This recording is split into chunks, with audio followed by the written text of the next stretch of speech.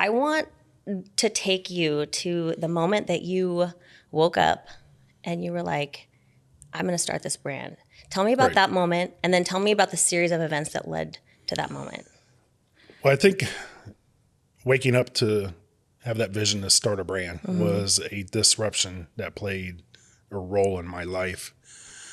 As you know, and I'll share with others, I was tapped with stage 3 cancer. 2019, woke up with a phone call that day from the doctor that I had stage 3 cancer. So it was really a processing moment that week. I went through all the hardships, the denial, the anger, the sadness, and finally you find acceptance.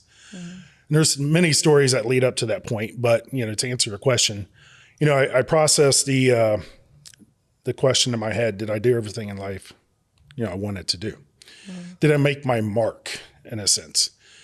And I'm going through my treatment with this question in my thoughts, and I wasn't happy with the answer. I mean, I had no answer. I didn't leave a mark. I was very successful in the automotive business. I was 26 years in automotive business, very successful. We're going to talk about that too. Right. And that question just keeps hitting my thoughts every day. And then I was processing the only thing that I could do to create this fucking fire is to start a brand, something bigger than me. And that can outlive me, and it started to roll into, that's how I can make my mark. That's how I can leave my mark, is create a brand based on my story and, hand it over to my girls and let the legacy continue. Yeah. Yeah. You started your brand. You're extremely close with your family. Tell me about what went into what you decided to call your brand. Yeah. So, a lot of people know the brand name WOLFpak. Yes. It's, the name by itself is badass, right? Yeah. So who doesn't want a WOLFpak? Yes. But, and that's on the surface, that's what a lot of people see. And a lot of people see that the fact that we do tactical bags, we do them in a style that's just fun and exciting. Yeah. But the brand name is my story. Yep. Going through cancer, I decided to kind of stay behind the curtains. Yeah. Not tell anyone. Continue to go to work every day. Yeah. I would get up in the morning. I would go to treatment. Treatment was about 5 or 6 hours of chemo, 5 days a week for 3 months. After chemo was done that day, I would go to work and drive in traffic, like LA traffic, for an hour and a half, get somewhere so someone could just see my face. I was over a territory, so I didn't have a station position. Right. So the person in front of me would just think I came from the next location, right?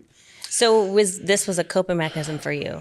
Like, it was a way for you to maintain normalcy? There you go. That's the word. And I told myself that many times. I said, I need to maintain a normalcy lifestyle and to compartmentalize what was going on, in a sense, kind of just put it to the side. Yeah. It's happening, but I'm not going to make it my day. Right. So I got up every morning. I did 30 minutes of workout when I had the most energy. I would drive to the hospital for that treatment. Then I would drive to work, leave after someone just seen my face, 30 minutes out there in the community, come back home. It would be 7 o'clock when I got home. Find my way on the couch, literally the first room in the house. And I would just sit my ass on the couch and I would look like a zombie. I have a question. You're the leader of your family. Everyone leans on you. Everyone trusts you. Was there a moment during that time that you felt like, your family was depending on you and you had to stay strong for them?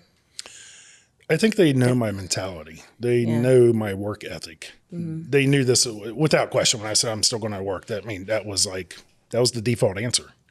And that's going back to the brand name. I always had this wolf mentality, like put whatever you want in front of me, and we'll peel back the layers in this conversation. I'll knock it out. I'll take care of it.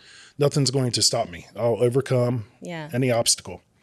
And that's that wolf mentality. I was hit with the cancer. along my journey Yeah. of the treatment, Yeah. I also got a blood clot in my jugular. A blood clot in your jugular? Yeah, it's still there today. Really? So it was toward the last week of the cycle. So you actually got to get a port installed into your chest. Oh my and that's where they gosh. put the chemo in. Yeah. And the port goes into your jugular, which feeds your body the chemo. Yeah. So I woke up the last week, a big infection in my neck, could barely turn my head. Yeah. I was very, my vertigo was off for a few days. It's just very dizzy. And they took me up to a scan. They said, Michael, you have a blood clot in your jugular. And I'm like, okay, this is great. So, and they didn't want to move it. They didn't want to dislodge it. They felt like it would cause more damage than just let it sit. So the answer was, the doctor said, it's just like water. The blood will find a new path to get where it needs to go. Right. And so the decision was they wanted to remove the port out of my chest and put it on the other side. Oh my gosh. For one more week of chemo. Yeah. And that was at the moment, like, I knew my body. I know the doctors are running just the course of the numbers and the data and the calculation, but I knew my body was just fucking done. So I took it upon myself. I said, yeah, we're going to take this port out, but I'm done in treatment. I'm just done. And, did you feel like you were giving up? Did I feel like I was giving up? Hell no. I felt cured. You felt better. I felt cured. And so when you said I felt like that the chemo was doing more damage Got it. than good. Got it. And I still have side effects today. Right. So, that's where I kind of like hone in on that wolf name, right? You just like took it into your own hands and you're like, I'm a wolf. A badass wolf. So, and the pack. Yeah. So when I got the news, I only told my family. Right. My wife, my daughters. My son was born at the time. He was 1. I didn't want to tell anyone at work. Right. I didn't want to have that woe is me. Yeah. Or look at him. The first thought in everyone's head as soon as you walk through the door is, oh, he's got cancer. Yeah. I didn't want that to be looked at. Right. I was a guy that was a stand-up guy, very professional. Yeah. I had my shit together. Like I was the guy. And I didn't want anyone to look at me any different. So, everyone can relate to a pack, a circle of friends, their coworkers, their workout buddies. That's their tight little niche. Yep. And I didn't know my brand name in the beginning. It all kind of just pieces together. Yeah. It's like, sometimes we talk about this a lot at work. It's just like some things just fall into place. Yeah. And we look back and even with the team and I talk to you, it's just like, just like it was meant to be. Yeah. Like, how does this fucking happen? It just everything aligns at this, just the right time. And I always felt like there's a bigger purpose in my life. Back when I was as a child living in the East Coast, and I would like watch bodybuilding and Muscle Beach, and California was always like drawn to me. Yeah. I always thought there was something big in California. I didn't know what that big was. Really? And so I always had this inner voice talking to me all the time. So, and going back to the name. So, as I'm going through my treatment, this is, of course, I'm saying this conversation in 5 minutes, but it was a duration of 12 months. Oh, of course. Yeah. So, I'm like, that's the name right there. Yeah. I wanted to start a brand. I needed a name. I was like, what better name than something that I can relate to? Yeah. And WOLFpak was coming to me every day, and I could not let it go. And I said, that's the name right there. WOLFpak.